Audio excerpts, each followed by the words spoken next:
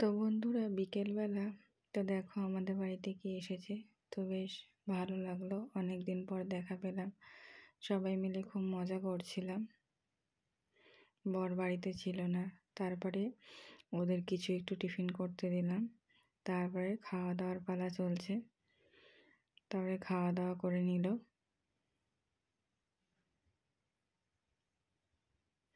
এখানে বড়মশাইকে খুব মিস করছিলাম, ও থাকলে খুব ভালো হতো। চাউমিন খাওয়া দাওয়া হয়ে গেল, তারপরে একটু আইসক্রিম দিলাম, সাথে আমিও আইসক্রিম খেয়ে নিলাম। তো আমি জীবনে যতই যা কিছু করি না কেন সব কিছুতে বরকে খুব মিস করি। ও থাকলে মনে হয় যে জিনিসটা হয়তো আরও বেশি ভালো হতো। তো চলো কি আর করা যাবে। তো পরের দিন সকালবেলা আবার চলে আসলাম তোমাদের সামনে। তো এই দেখো, আজকে হচ্ছে মঙ্গলবার, আমার ডাক্তার দেখানোর ডেট ছিল। তো ডাক্তার দেখানোর জন্য অপেক্ষা করছিলাম। কতক্ষণ পরে গিয়ে তারপরে ডাক্তারে দেখা পেলাম। তো ডাক্তার দেখানো আমার কমপ্লিট হয়ে গেছে, এবার বাড়ি যাওয়ার পালা। 4 ঘন্টা লেগেছে একটা ডাক্তার দেখাতে। তো যখন নাম বুক করা হয়েছিল তখন বলেছিল 12:30, কিন্তু শুনতে ভুল করেছি 11:30। ওর জন্য আগাম গিয়ে বসেছিলাম, অনেকক্ষণ অপেক্ষা করতে হয়েছে। তো এই দেখো সঙ্গে বোন ছিল, তো ওকে নিয়ে ডাক্তারটা দেখিয়ে আসলাম। আর এদিকে দেখো বাড়িতে কিছু খাওয়া দাওয়া করে সন্ধেবেলা টিফিন করে নিচ্ছি। এখানে ছোট ছোট বিস্কুট ছিল, বড় বিস্কুট, চানাচুর, চা ছিল, তোমরা তো সবাই দেখতেই পাচ্ছ। তো দেখো বন্ধুরা আমাকে কত ওষুধ দিয়েছে। আমি জীবনে সব থেকে যে জিনিসটা পছন্দ করি না সেটাই হয়। দেখো কত ওষুধ। ওষুধ বেশি একটা খেতে পারি না, কিন্তু দেখো কপালে সেই ওষুধই জুটেছে। আমার ওষুধ খেতে গিয়ে কী অবস্থা তোমাদের দেখলে হাসি লাগবে, কিন্তু কি করব বলো, ওষুধ একদমই খেতে পারি না। কিন্তু দেখো এই ওষুধগুলো আমাকে খেয়ে শেষ করতে হবে। এখানে প্রায় 1000 টাকার মতন আমার ওষুধ লেগেছে। প্রচণ্ড পরিমাণে অসুস্থ ছিলাম, সেই উপলক্ষে ডাক্তার দেখিয়েছি।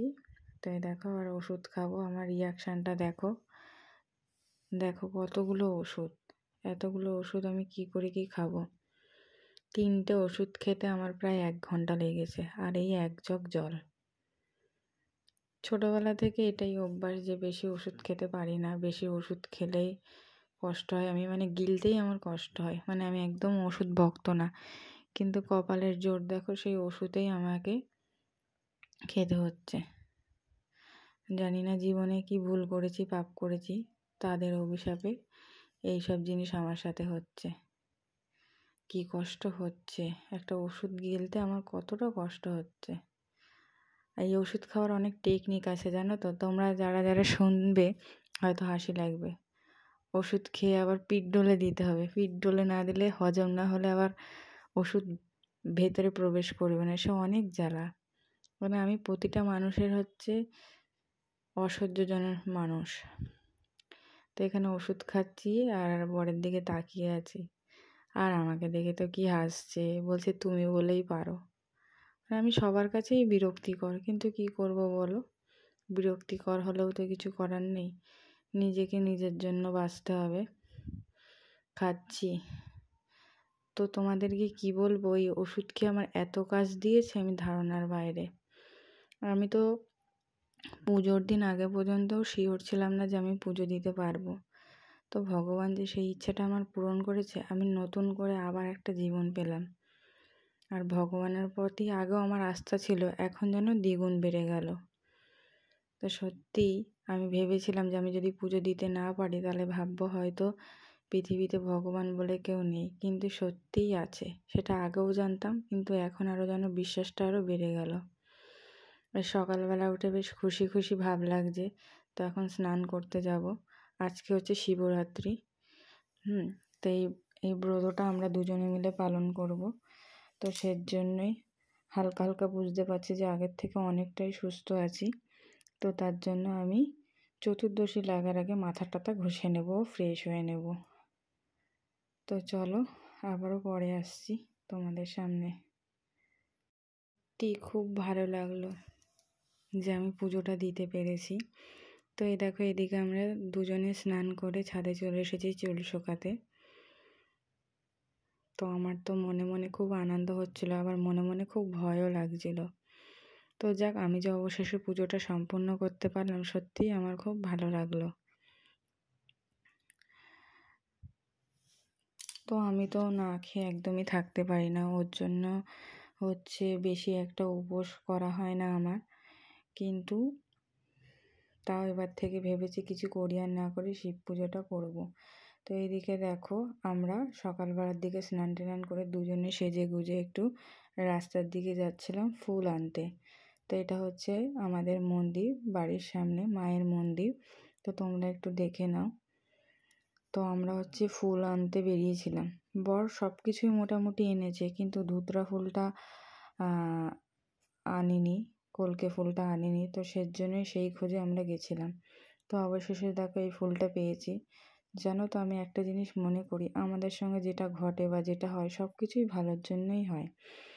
তো আমি এটাই মনে করি যে বাবা যেটা চায় সেটাই হয়। তো দেখো বাবা ফুলের ব্যবস্থা করে দিয়েছে, আর এদিকে দেখো বর ফল এনেছে আমাদের দুজনের জন্য। তো আমরা এইগুলো দিয়েই পুজো দেবো। তো এখন মালা করব। তো বন্ধুরা, মালা গাঁথা কমপ্লিট। তো এরপর আমরা থালা গুছিয়ে নিয়েছি। এবারে দুজনে শাড়ি পরে রেডি হয়ে একসাথে আমরা মন্দিরে যাব। তো আমার তো খুব কষ্ট হচ্ছিল যে এটা ভেবে যে ও না খেয়ে থাকতে পারবে কি না। তবুও বারবার চেষ্টা করছিলাম যে ওকে কিছু খাওয়ানোর জন্য, কিন্তু ও না, বললো যে আমি পারবো, আমার অভ্যাস আছে। যাই হোক, তো চলো আমরা এবার রেডি হব। তো রেডি হওয়ার পরে আমাদের দুজনকে কেমন লাগছে তোমরা কিন্তু অবশ্যই কমেন্টে জানাতে ভুলবে না। তো চলো বন্ধুরা, দুজনে মিলে একসাথে সাজুগুজু করলাম। দেখো সাজুগুজুর পর আমাদেরকে কেমন লাগছে অবশ্যই কমেন্টে জানাবে। তো এবারে মন্দিরের দিকে রওনা দেবো। এদিকে বড়মশাইকে বললাম যে চলো, মিষ্টি আনা হয়নি, মিষ্টি এনে দাও। তো এই দেখো আমাদের ডালাটা রেডি। এখানে যা যা লাগে নিয়েছি, শুধু ফলটা নেওয়া হয়নি, ওই ফলটা পাইনি, কিন্তু কি করা যাবে বলো। তাছাড়া আর বাদবাকি সব কিছুই নিয়েছি। তো মন্দিরে গিয়ে তোমাদের সামনে বেশি একটা ভিডিও শেয়ার করতে পারলাম না, কারণ খুব ভয়ে ভয়ে ছিলাম যদি কেউ বকা দেয়।